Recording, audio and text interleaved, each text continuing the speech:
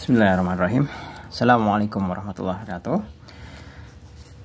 Selamat pagi saudara-saudara sekalian. Kita di sini akan belajar mengenai bahasa Inggris, mengenai pemahaman bacaan. Ini sebenarnya sama persis materi dengan bahasa Indonesia ya, cuman bahasanya bahasa Inggris. Oke, dalam hal ini nanti Pak Jul akan bagi ke dalam 3 sesi. Yang pertama, sesi introduction untuk pemahaman mengenai element of short story. Jadi pengetahuan mengenai cerita pendek. Yang kedua, sesi kedua nanti pemahaman bacaan. Jadi nanti kita akan membahas suatu bacaan. Ya, tidak membaca dalam artian membaca dalam bahasa Inggris, tapi memahami, mentranslate ke dalam bahasa Indonesia. Kemudian sesi yang ketiga baru kita akan lanjutkan ke pemahaman bacaan dengan menganalisa isi bacaan tersebut. Dengan cara apa? Dengan cara menjawab beberapa jenis pertanyaan yang ada di buku ini, masih basisnya pakai buku ini, ya. Dari beberapa variasi soal. Jadi ini nanti waktunya agak panjang. Jadi benar-benar silahkan dipersiapkan baik-baik. Bisa sembari menyiapkan makanan atau minuman. Soalnya nanti ini tentunya akan memakan waktu yang lama. Karena berupa pemahaman teks bacaan atau literasi. Yang paling susah itu malah literasi kalau pelajaran di antara hitungan dibandingkan hitungan. Kalau hitungan itu gampang, tahu rumus bisa mengerjakan, tapi kalau literasi itu susah, lebih susah menginterpretasi. Jadi interpretasi masing-masing orang itu belum tentu sama gitu ya. Kita untuk menghemat waktu langsung saja element of short story. Jadi unsur-unsur yang ada di dalam cerita pendek itu ada beberapa. Di sini disebutkan. Yang pertama adalah characterization atau karakteristik.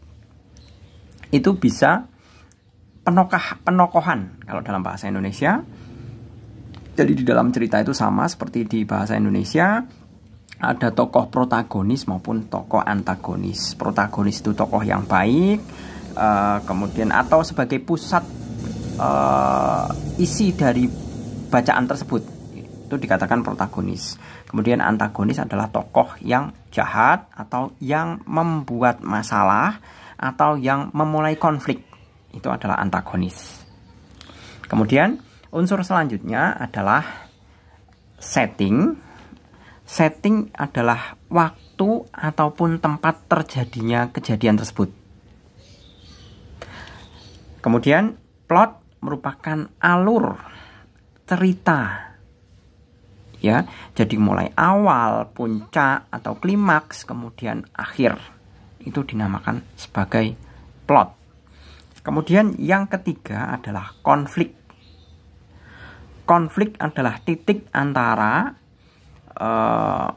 masalah antara tokoh protagonis dan tokoh antagonis.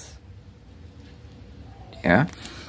Nah, yang perlu dipahami adalah di sini ada mengenai penjelasan mengenai bahwa konflik itu bukan sebatas pertemuan si jahat dengan si baik ya. Konflik itu tidak harus dalam bentuk pembunuhan, perselingkuhan, kemudian perbuatan jahat. Itu tidak selalu dalam bentuk seperti itu konflik. Tapi ada kalanya konflik itu dalam bentuk konflik batin atau konflik psikologis. Misalkan perubahan tokoh yang tadinya tidak jujur kemudian berubah menjadi jujur. Nah, itu juga ada perubahan. Maksud saya perubahan dinamika konflik. Jadi konflik itu didasari oleh beberapa jenis karakter, yaitu dynamic karakter maupun static karakter.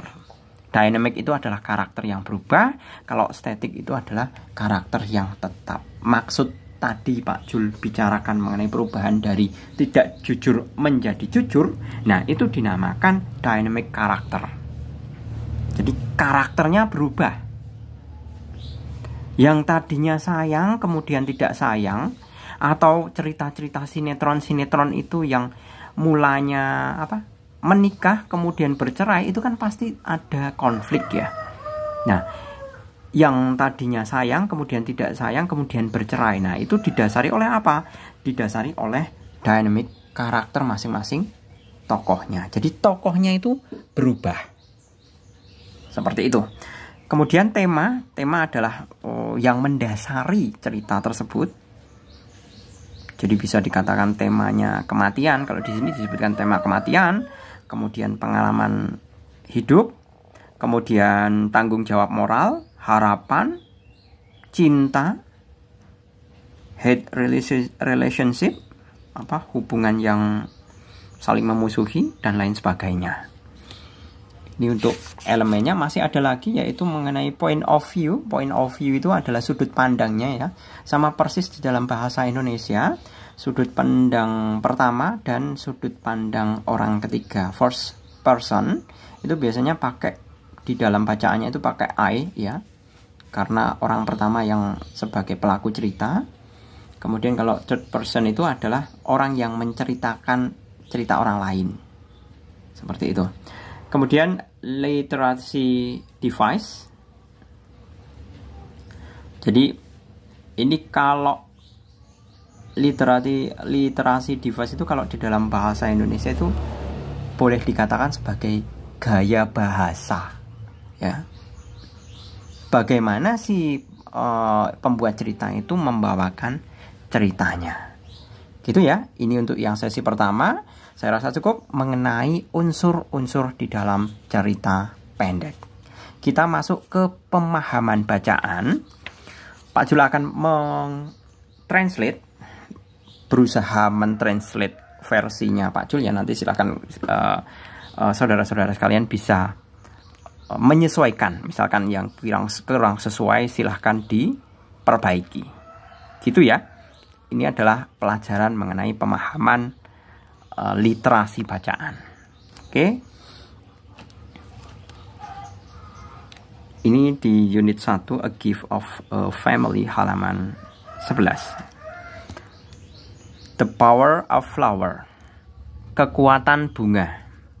Pak Jul hanya mentranslate, tidak akan karena ini basisnya adalah belajar pemahaman teks, jadi tidak Pak Jul ulang bacaan dalam bahasa Inggris atau speaking, karena bukan waktunya speaking. Seperti itu ya. Ibuku akan berusia 75 tahun di bulan Juli. 2 bulan sebelumnya saya memperoleh panggilan dari Tuti. Tuti yaitu kayak yang perawat orang tua itu, siapa ya istilahnya itu, babysitter. Tapi kalau yang merawat orang dewasa itu juga sama, tapi bukan babysitter. Jadi perawat yang merawat sehari-hari ibuku di rumah sejak ibu saya stroke nama penyakit ya. Karena kesehatannya semakin berkurang, ibuku tidak mampu lagi bergerak dan berbicara banyak. Dia juga tidak mampu mengenali orang-orang di sekitarnya kecuali perawat dan aku. Jadi ibunya hanya mengenali yang merawat saja dan anaknya. I was her only daughter. Saya adalah satu-satunya anak perempuannya yang bekerja di kota yang berjarak 80 km. Di kota yang berjarak 80 km dari rumah ibuku ya. Setiap minggu saya akan menyetir dari kota ke rumah ibuku di kota kecil. Jadi kalau tempat kerjanya si the writer ini kota besar, kalau ini small town berarti yang dia lebih kecil tingkatannya. Saya meluangkan waktu untuk ibuku yang saya berusaha untuk meluangkan waktu untuk ibuku selama dia masih hidup, walaupun hanya sebatas komunikasi satu arah. Komunikasi satu arah itu maksudnya si anak bisa ngomong, tapi si ibu udah tidak bisa ngomong lagi. Jadi yang ngomong itu hanya sebatas anaknya. Ibunya sudah tidak bisa berbicara. Itu maksudnya komunikasi satu arah. Tapi kalau komunikasi dua arah itu maksudnya yang bercakap-cakap. Pembicara dan ada yang mendengarkan, kemudian yang mendengarkan bisa ganti berbicara. Itu komunikasi dua arah. Ketika kesehatan ibuku mulai menurun pada bulan November, saya memutuskan untuk pergi ke rumah ibuku, mengendarai mobil di jalan tol menuju ke rumah ibuku terlihat panjang dan monoton. Saya lebih suka mengambil jalan yang sempit dan berkelok. Pemandangan pada jalan yang sempit atau yang berkelok selalu menarikku. Karena apa? Karena saya dapat melihat green terrace itu kayak semacam terasering. Jadi kalau jalan-jalan pegunungan, wilayah pertaniannya itu kan biasanya dibuat terasering ya. Dibuat terasering karena melewati terasering hijau, terasering sawah-sawah, padi-padi di sawah yang berwarna hijau di kemiringan pegunungan, kemudian mendengarkan gemericik air dari anak-anak sungai yang suaranya seperti lagu nostalgia. Saya mematikan air conditioner. Aduh, tetangga sebelah itu jangan. Kalau menyalakan motor itu luar biasa. I turn off my car air conditioner. Saya mematikan AC di mobil saya untuk menikmati udara bersih. Ini adalah udara yang bersih untuk bernafas. Ketika saya mencapai belokan yang terakhir, saya tiba-tiba menemukan menemukan sesuatu yang sangat cantik, yang tidak pernah saya melihat sebelumnya. Near the bus, sebentar, bus ini semak-semak ya artinya. Di dekat semak-semak, di ujung kelokan sebuah lahan sawah, saya melihat beberapa kelom. Itu rumpun ya. Mana tadi? Ini rumpun. Saya menemukan beberapa rumpun bunga liar yang sedang mekar. Belum itu mekar. Mereka istilahnya swayed. Sebentar. Swayed itu bergoyang. Mereka terlihat halus dan berwarna ungu dan bergoyang ditiup angin. Jika seolah-olah mereka sedang membisikkan cerita antara satu dengan yang lainnya. Nah, ini pakai majas ini. Ini pakai majasnya bahasa Inggris ini modelnya mungkin seperti ini. Ini ya seolah-olah rumput bisa berbisik. Nah, itu apa ini? Personifikasi ya kalau bahasa Indonesia. Jadi, they were delicate and purple and sway in the wind as if they were whispering a story to one another. Jadi, they-nya ini, they siapa? They-nya ini adalah white flower. Jadi, masing-masing bunga ini dapat berbisik cerita antara satu dengan yang lain. Kemudian saya memarkirkan mobil di samping jalan dan memetik beberapa bunga liar. Kemudian saya letakkan ke dalam vas dan akan saya berikan kepada ibuku. Saya akan meletakkannya di meja kecil di samping tempat tidurnya. Pikir saya. Jadi ini baru direncanakan, mau merencanakan. Dia baru memetik dan meletakkannya di vas, dan dia akan meletakkan di samping meja kecil di samping tempat tidur ibunya. Setelah sampai di rumah ibuku, saya akan melakukan apa yang sudah saya rencanakan pada saat di mobil. Saya ingin ke ruangan ibuku dan dengan perlahan saya meletakkan bunch itu sekuntum ya. Sebentar. Bunch, B-U-N-C-H. Ya, kelompok. Kalau sekelompok bunga ungu itu kan enggak elok, mendingan lebih tepatnya adalah sekuntum. My mother, ibu saya dapat stare itu menatap. Ibu saya dapat menatap apa yang saya letakkan di meja kecil. Jadi maksudnya ibunya walaupun tidak bisa ngomong, tapi dia itu seolah melihat apa yang diletakkan anak perempuannya. This time, waktu ini saya melihat mata ibuku itu berkaca-kaca. Dan lucid itu jelas ya.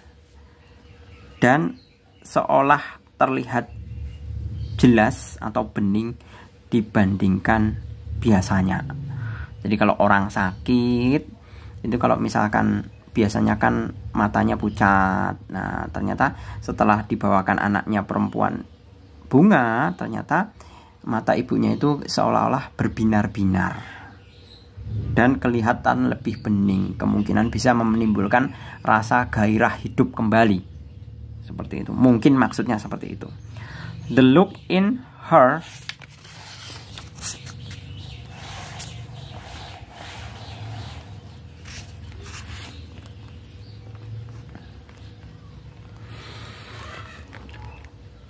eyes, jadi di dalam matanya seolah mengucapkan terima kasih, kemudian seolah juga ingin mengomentari kecantikan bunga dan menyatakan her curiosity itu rasa ingin tahu. Jadi seolah-olah ibunya dari tatapan matanya itu mengatakan ingin tahu dari mana dia mendapatkan bunganya.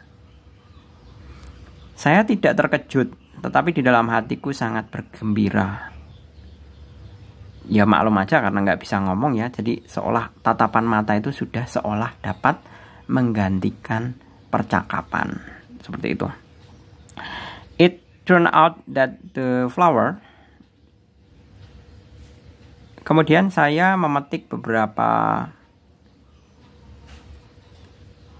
turn out ya ini ya. Turn out that the flower on the edge of the road were able to evoke something.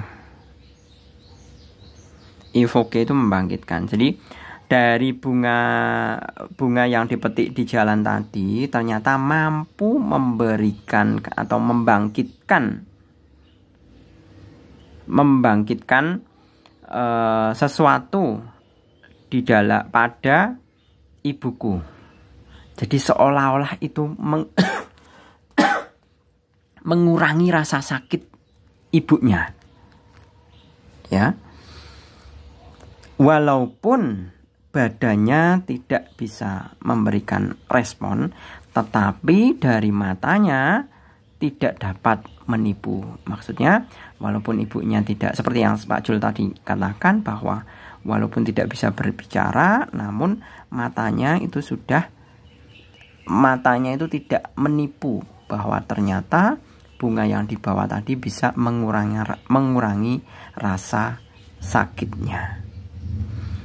Kemudian kemudian saya selalu membawa pisau kecil dan sebuah vas dan juga sebotol air di dalam jeep selama perjalanan untuk mengunjungi ibunya. Jadi hal ini kemudian menjadi sebuah kebiasaan bagi the writer. Jadi si penulis kemudian setelah menyadari bahwa membawakan bunga ternyata bisa membangkitkan gairah hidup ibunya, kemudian ini dijadikan sebuah kebiasaan. Seperti itu. Jadi setiap waktu saya berhenti di depan rumah, saya secepat kilat melompat mobil dan mengambil sekuntum bunga dan diletakkan di dalam vas. Karena dengan bunga ini mata ibuku akan kembali bersinar dan kami akan melakukan percakapan.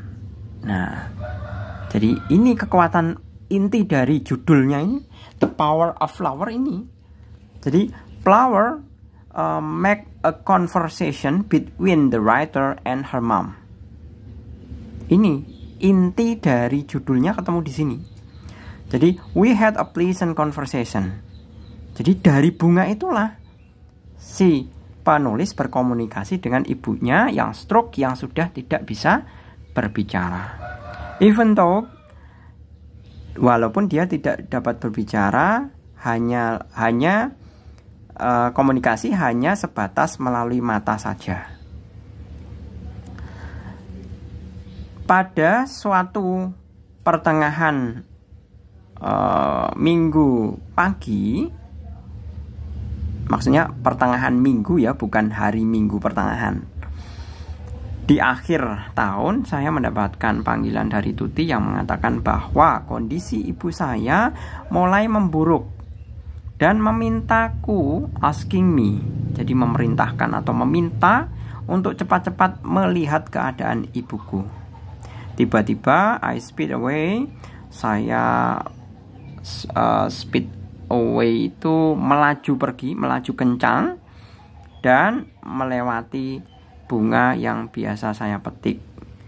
Saya tiba-tiba mengerem mendadak ya, dan memutuskan untuk putar balik untuk berjalan beberapa meter kembali dan memetiknya. Jadi ini seolah-olah dia kebablasan, lupa metik bunga, terus dia turn around, putar balik, terus mengambil beberapa petik bunga yang biasa, seperti biasa yang dia bawakan untuk ibunya. Sesampai di rumah sakit, saya menemukan ibu saya dalam kondisi sangat pucat dan weakness itu kondisi sakit lah atau tidak sehat. Kemudian saya meletakkan beberapa bunga di dalam vas dan mendekatinya di sisi tempat tidurnya dan hold my mother hand, jadi memegang tangannya. Kemudian dia menyentuh semua jarinya dari kayak semacam kayak gini ya, digenggam kayak gini. That was the last conversation we had together. Dan ternyata itu adalah pembicaraan terakhir untuk yang terakhir kalinya bagi si penulis. Maksudnya apa? Kemudian tiba-tiba ibunya pada saat itu meninggal. Nah, ini temanya udah jelas, ini temanya kesedihan. Ya, walaupun judulnya The Power of Flower, ya. Oke, saya rasa sudah jelas ya semuanya. Misalkan belum jelas ya silahkan nanti tinggal diputar balik aja videonya, dikembalikan seperti itu. Kita pemahaman bacaan sudah. kita masuk ke sesi yang ketiga, yaitu bagaimana kita benar-benar memahami isi bacaan. Kalau tadi pemahaman bacaan, kemudian sekarang ada pemahaman isi bacaan secara komprehensif. Gitu ya. Kita masuk ke beberapa pertanyaannya. Di sini.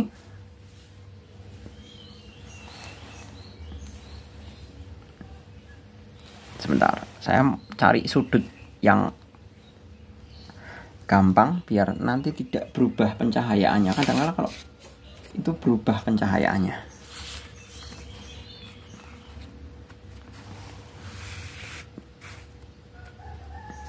Oke, kita mulai yang pertama ya. Is the writer role in the short story the protagonist or the antagonist? Explain your answer. Nah, ini kan jelas. Tadi di dalam bacaan bahwa tidak ada yang dinamakan musuh sama sekali. Ya. Tidak ada yang namanya musuh. Nah, tapi tetap aja kita di dalam sebuah cerita kita harus bisa menemukan tokoh protagonisnya. Tokoh protagonisnya siapa? Yang jadi sentral cerita siapa? Tentu protagonisnya adalah the writer. Jadi kita bisa menjawab the writer is the writer's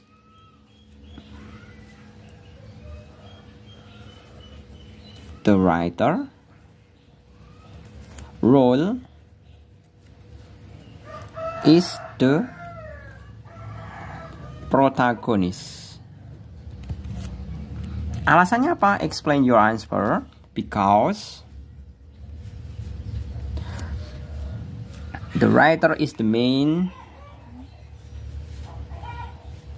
The writer is the main character. In the story boleh ya. In the story. Kemudian yang kedua, who is the static character in the story? How would you describe them? The static character itu maksudnya pemeran di dalam cerita yang memiliki perilaku yang tetap. Siapa? Jelas the nurse. Alasannya apa? Atau perawatnya. Jadi perawatnya sedari awal sampai dengan akhir cerita itu kan merawat ibunya dengan baik. Tapi berbeda dengan sama the writer. The writernya itu kan yang tadinya perhatian terhadap ibunya, seiring berjalannya waktu dia menjadi sangat perhatian. Sudah perhatian berubah menjadi sangat perhatian. Ditunjukkan dengan apa? Ditunjukkan kalau mengunjungi ibunya, dia selalu yang tadinya tidak membawa apa-apa, kemudian dia menemukan cara bagaimana membangkitkan gairah hidup ibunya dengan memberikan bunga. Nah, itu yang namanya perubahan-perubahan masalah karakter atau sifat dalam penokohan. Jadi, kita bisa menjawab the static character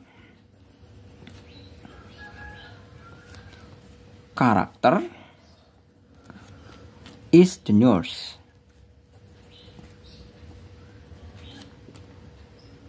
Ya, alasannya di sini kan ada pertanyaan ya, how would you describe them? Because the nurse does not change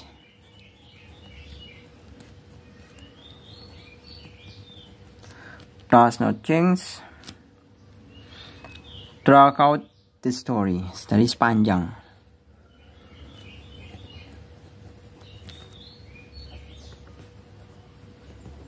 Jadi karena perawat itu tidak berubah sepanjang perjalanan cerita. Dan dia itu memiliki sifat yang sama atau sifatnya itu tidak berubah. Ini boleh juga ditambahkan ya, and has the same traits. And has the same traits. Seperti ini. Kemudian yang ketiga, the character that change their traits in the story as a result of the event in the story. Siapakah yang berubah mengenai karakternya? The writer. Jelas, change. Sudah saya utarakan tadi ya, alasannya yang tadinya sudah perhatian menjadi sangat lebih perhatian. Buktinya apa? Membawa bunga setiap kali menjenguk ibunya. Kemudian the writer juga change. Mother change. The nurse does not change.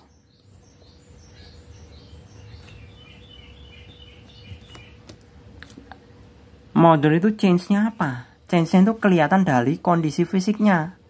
Tadinya sehat, kemudian kena stroke, kemudian pada akhir cerita itu kan semakin kondisinya semakin memburuk, kemudian meninggal. Nah, itu perubahannya ada di situ kalau kita mengidentifikasinya. Oke. Selanjutnya kita masuk ke dalam pertanyaan lebih memahami lagi ya mengenai sifat-sifat penokohan di dalam cerita. Di sini dicontohkan sifatnya helpness. Itu jelas ibunya ya, ibu si penulis cerita, atau seseorang yang membutuhkan apapun harus dibantu. Jadi ngapa-ngapain itu harus dibantu. Itu jelas the mother. Nah, bukti kalimatnya di mana? Bukti kalimatnya kita bisa temukan di kalimat my beloved mother had not been able to move or speak at all. Seperti itu. Ini contohnya. Nah, kita akan mengidentifikasi dari beberapa karakter sifat ya. Di situ ada yang Pak Jul tulis ya. Yang B, responsible, bertanggung jawab. C, trustworthy. Trustworthy itu maksudnya dapat dipercaya. D, caring. Caring itu kalau care itu kan merawat ya. Istilahnya apa ya? Kalau orang Jawa itu ngemong. Tapi bahasa Indonesianya apa ya? Caring, perhatian. Nah, perhatian. Bisa dikatakan perhatian. Kemudian E, mature. Tulisannya mature ya. Mature itu dewasa. F, patient. Sabar. G, responsible lagi. Bertanggung jawab, ini mesti salah satu. Dua-duanya mesti the writer sama the nurse. Tidak mungkin the mother. Ya kan? Kalau masalah tak responsible ya. Karena dia kan masing-masing bertanggung jawab. Si anak bertanggung jawab terhadap orang tuanya. The nurse itu bertanggung jawab sebagai kewajiban kerjanya. Kerjanya kan merawat. Jadi dia harus bertanggung jawab terhadap segala kondisi dari si ibu dari penulis. Yang G. Kemudian yang H, fragile. Fragile itu bisa dikatakan lemah ya. Kalau misalkan kiriman itu kan fragile, itu kan barang mudah pecah. Kalau di sini fragile-nya itu bukan barang mudah pecah, tapi istilahnya kalau orang tua itu gampang sakit. Nah, itu bisa dikatakan juga sebagai fragile. Kemudian dependable. Dependable itu maksudnya dapat diandalkan. Energetic itu lincah. Lincah ya. Kemudian K, kreatif. Kreatif. Nah, ini ada berapa ini? Nah, 10 sifat ini semuanya. Kita akan identifikasi 10 sifat yang ada ini untuk dicocokkan kepada masing-masing tokohnya. Dan kita diminta untuk membuktikan kita memilih tokoh tersebut dari kalimat mana. Seperti itu. Oke, gitu ya. Kita mulai, Pak Jul kembalikan ke sisi bacaannya ya. Ke sisi bacaannya untuk menganalisis kalimat-kalimat mana yang mendukung dari isi pilihan jawaban ini nanti. Gitu. Saya kembalikan ya ke sisi bacaan. Yang pertama, responsible. Bertanggung jawab itu jelas siapa? The writer. Buktinya yang mana? Buktinya adalah di sini kita bisa mengatakan ini kalimat di sini. Ya. I was her only daughter working in a city while my mother lived about 80 kilometers from the city where I work.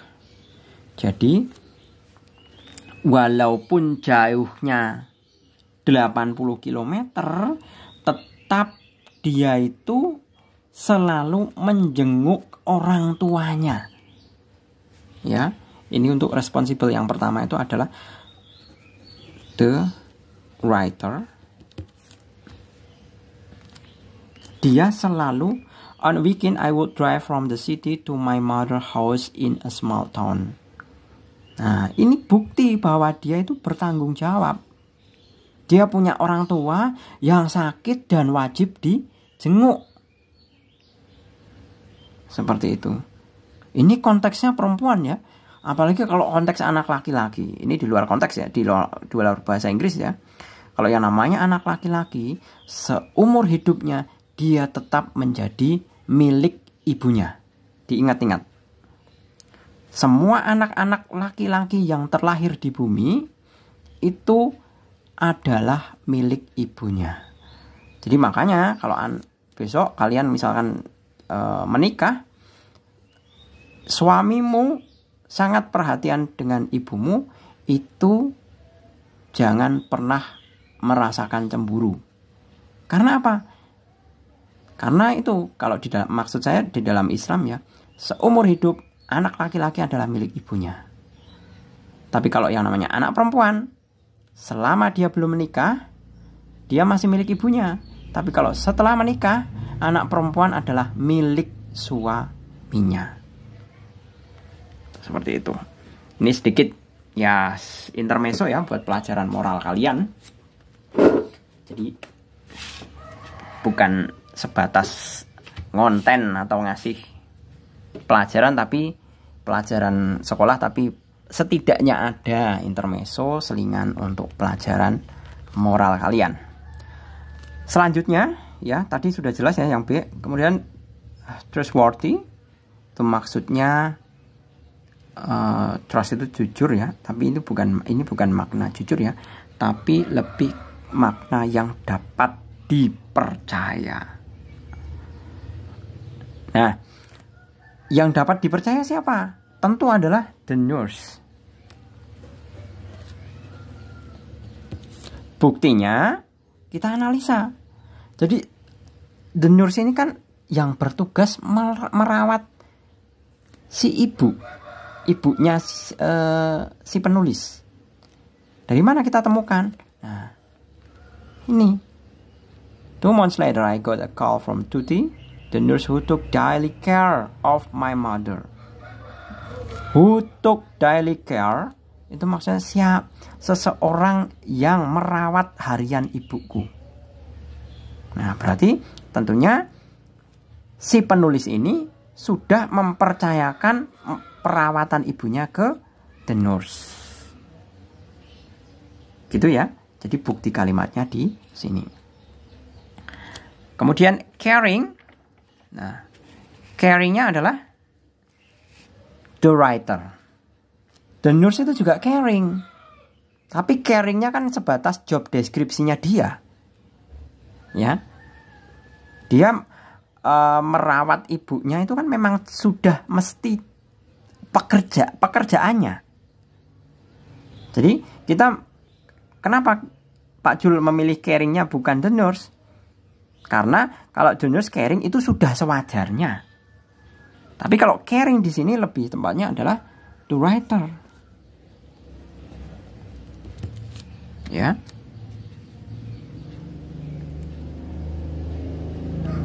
Buktinya apa? Buktinya si writer ini selalu meluangkan waktu untuk menjenguk orang tuanya. Karena ada anak yang sekiranya sibuk bekerja, dia lupa dengan orang tuanya, itu ada. Dan itu umum. Seperti itu. Ya. Jadi di sini ada kalimat I spent time my mother while she was alive, even though it was only one way communication.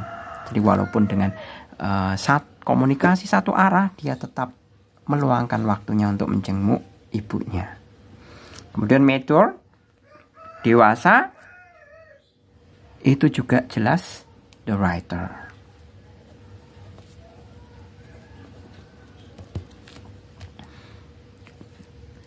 Kedewasaannya apa? Dia membawakan bunga yang bisa membangkitkan gairah hidup ibunya, dan pada suatu saat gawat darurat, the writer itu hold her mother hand. Nah ini menunjukkan I put the flower in the vase and come closer to the bedside and hold my mother hand. Itu menunjukkan bahwa dia sangat perhatian. Ya. Kemudian kita lanjut. Patient, sabar ya, itu juga the writer. Sabar dalam setiap waktunya, dia selalu menyempatkan waktu mengunjungi ibunya dengan membawakan bunga, dengan harapan ibunya tetap sehat. Jadi bukti kalimatnya saya rasa juga sama dengan yang major ini tadi. Ya. Jadi sama-sama ini.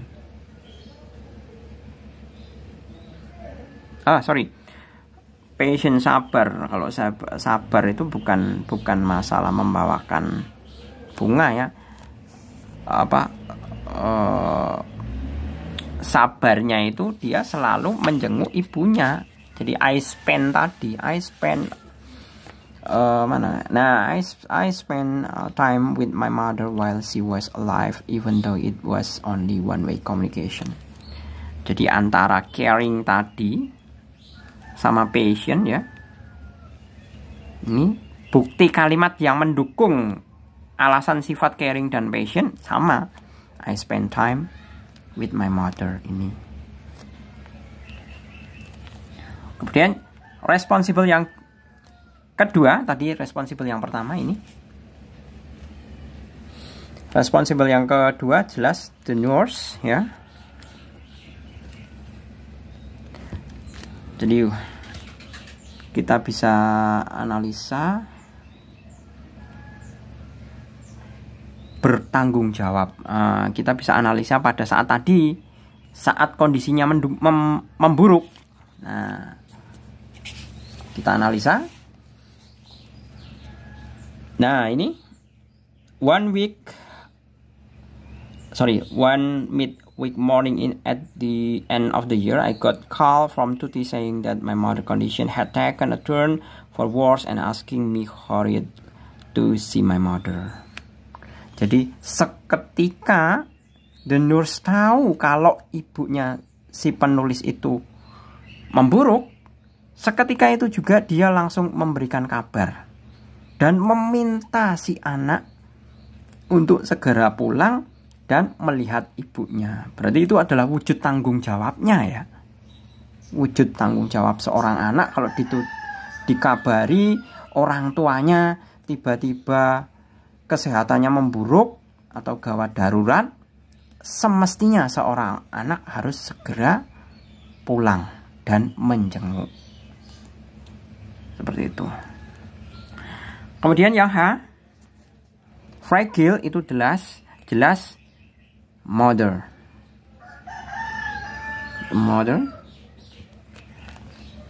Jadi fragile itu tadi ada very pale and weak ya.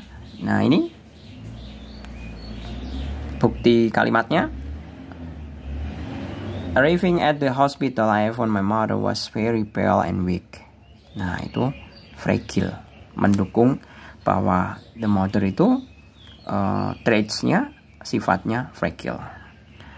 Kemudian dependable itu maksudnya dapat diandalkan. Ya, dapat diandalkan siapa? The nurse.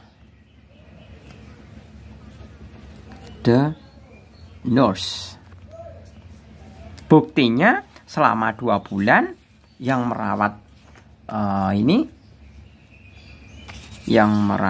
siapa? Nah, ini sebagai buktinya ya, dependable-nya. 2 months later, 2 bulan saya mendapatkan panggilan dari Tuti, seorang yang merawat harian ibuku di rumah sejak ibuku stroke. Nah, berarti si penulis itu mempercayakannya segala keadaan ibunya kepada the nurse. Kemudian energetic. Nah, ini jelas the writer. Kelincahannya itu terlihat di mana? Tadi ada kata-kata jump out atau speed away kalau tidak salah. Ya. Speed away. Sebentar, cari speed away mana nih? Energetic, the writer ya. Kemudian mana ini yang ada kata? Nah, immediately I speed away and pass the flower. Speed away itu maksudnya cekatan. Jadi seketika dia mendengarkan kabar bahwa ibunya kesehatannya memburuk, dia langsung seketika itu juga memetik bunga, mencari bunga, dan langsung menyetir mobil menuju ke rumah ibunya. Tadi ya, the speed away, the writer berarti the writer. Nah, kemudian sifat selanjutnya adalah kreatif. Kreatif siapa? Juga the writer. Kreatifnya di mana? Kreatifnya dia menemukan cara bagaimana membangkitkan gairah hidup atau agar ibunya bisa sedikit ringan sakitnya dengan cara membawa bunga. Dengan cara membawa bunga. Bukan hanya sebatas bunga saja, ternyata dia juga membawa bunga kemudian diletakkan ke dalam vas, diisi air. Nah, sebagai bukti kreatif ini bahwa the writer itu kreatif, kita bisa temukan di bagian ini ya. Afterward, I always broke a small knife, a vase and bottle of water in my jeep. Nah, ini kan kreatif. Dia menemukan cara yang efektif untuk membuat gairah hidup ibunya itu menjadi semakin baik. Seperti itu. Oke, cukup ya. Ini untuk pemahaman sifat dari masing-masing tokoh. Ya. Kita lanjut ke bagian kelima.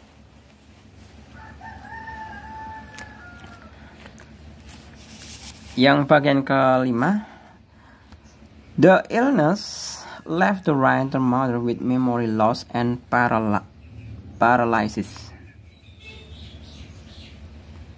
Benar atau salah?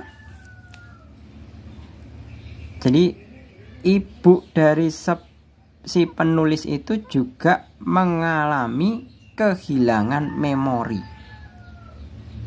Gini, Pak Jul kasih tips ya. Kalau kita dalam mengerjakan bahasa Inggris itu, kita tidak perlu serta-merta tahu semua artinya. Yang penting itu kita tahu kata-kata kuncinya. Ya, paralysis nih Pak Jul nggak tahu ini artinya. Tapi kata kuncinya Pak Jul bisa menemukan memory loss.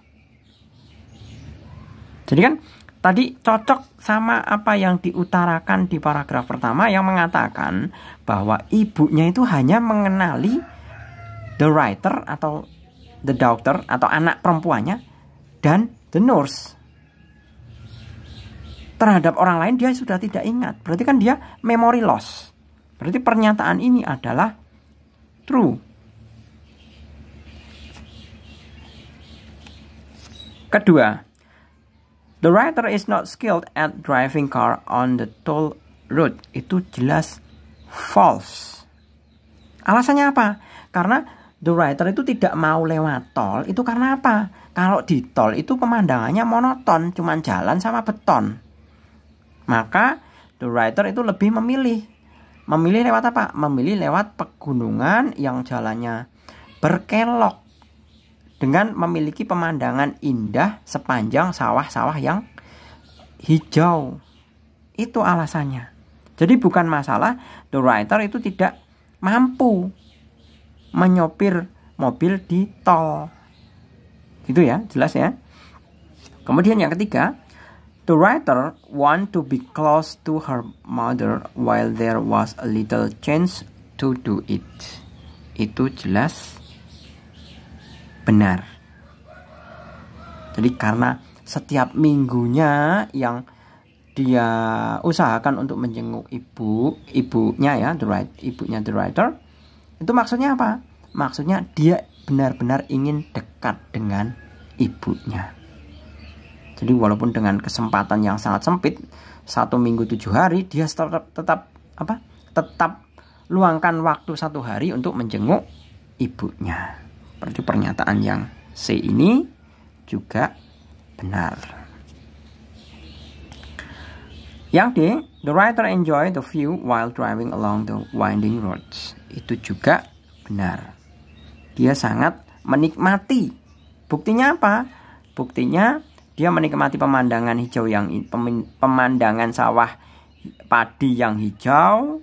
Kemudian dia juga di beberapa kalimat juga dia menikmati suara gemericik air dari anak sungai yang mengalir. Silakan teliti kembali, pasti ada kalimat tersebut. Kemudian yang E, the nurse arranged the flower in the vase and gave them to the writer. Itu jelas salah. Karena yang arrange the flower, yang menyusun sekuntum bunga, yang membawakan sekuntum bunga setiap hari itu adalah the daughter, anaknya, bukan perawatnya. Kemudian yang F, the one-way communication between the writer and her mother only lasts approximately 5 months. Nah, ini perlu dihitung mulai dari Juli, Agustus, September, Oktober, November. Benar berarti. Ya. Pernyataan ini benar. Kita buktikan ya di sini ya. Nah, ini di bulan Juli. Kemudian terus ada di November kalau nggak salah tadi itu. Bulan November ya. Kayaknya ada bulan November mana ya?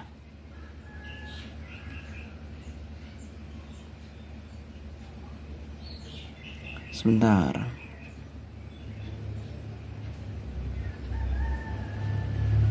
Kok nggak ada ya bulan Novembernya? Sebentar.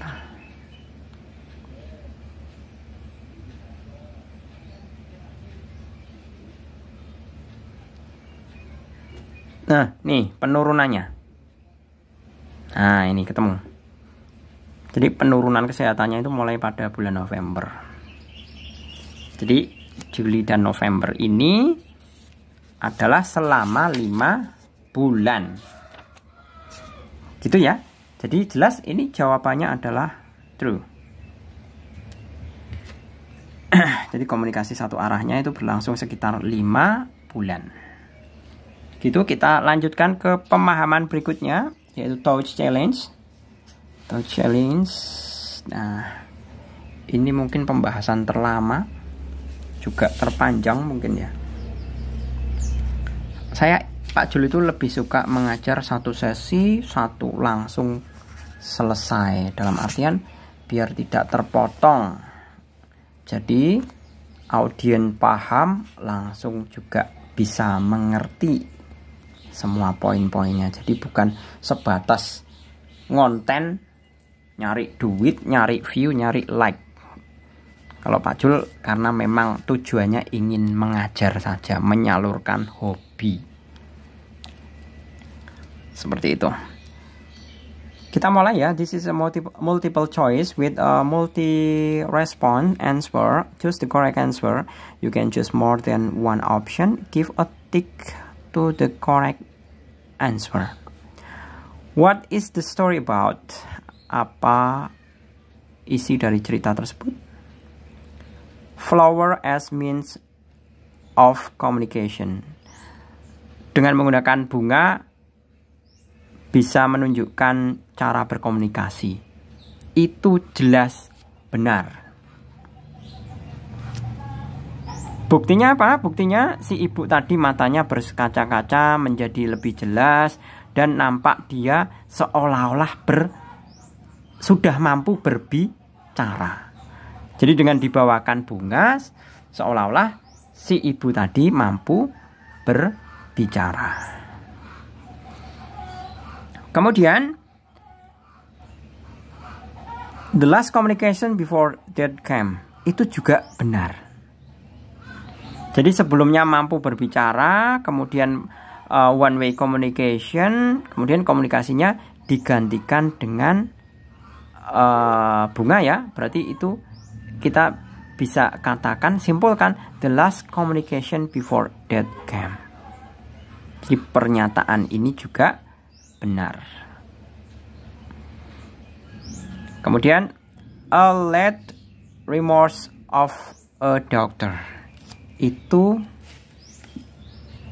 salah ya, tidak termasuk ya.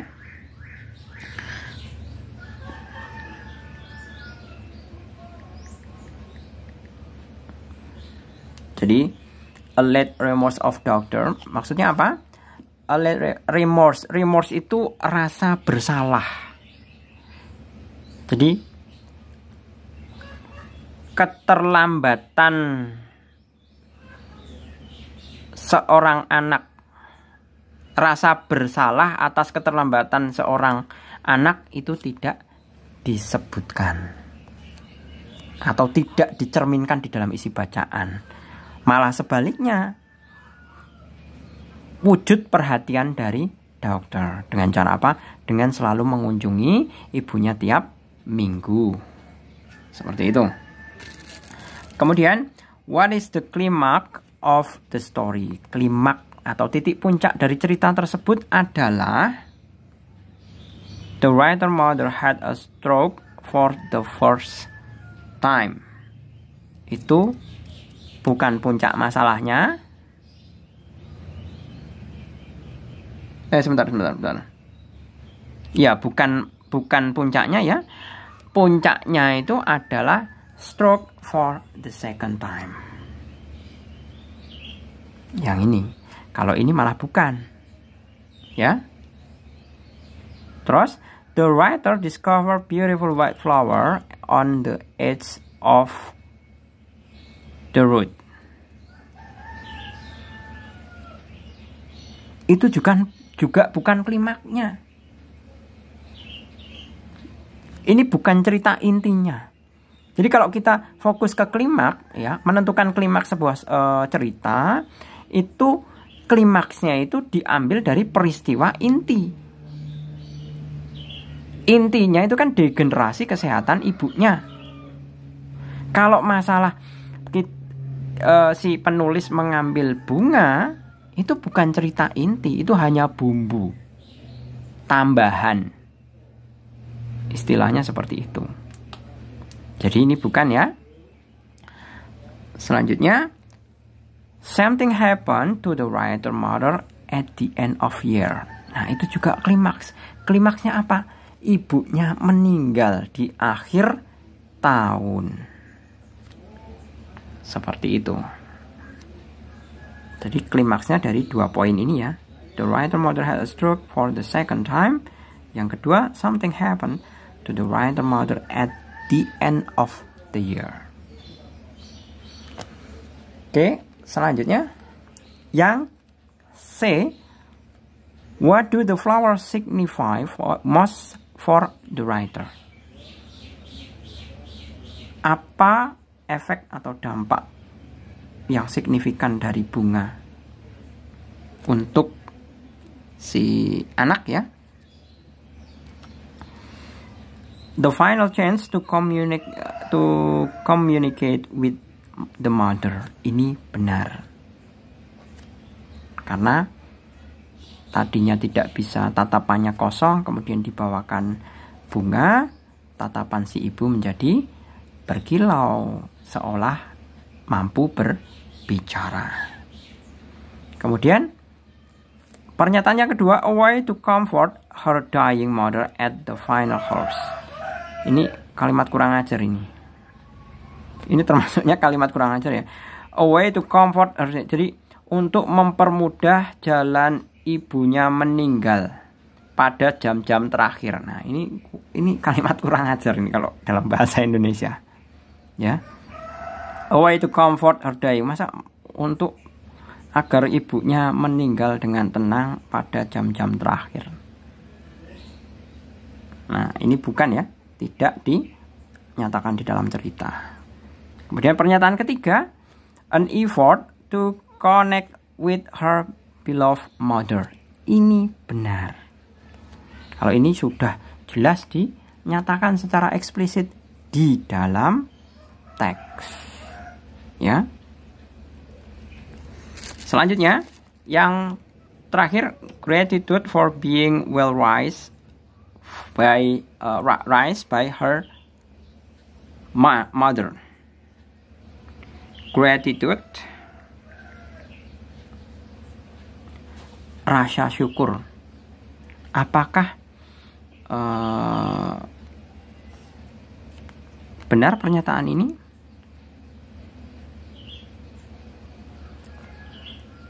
Pernyataan ini jelas tidak ada ya di dalam teks cerita mengenai rasa syukur yang diperoleh dari ibunya. Karena jangankan memberi rasa terima kasih, ngomong aja nggak bisa. Ya. Jadi pernyataan ini salah. Oke, gitu. Saya rasa cukup ya untuk pembahasan mengenai element of short story. Semoga bisa bermanfaat. Jadi hati-hati, yang namanya pemahaman bahasa itu kita harus membiasakan untuk istilahnya memahami secara detail. Setiap kata, setiap kalimat, setiap arti, makna yang terkandung di dalamnya.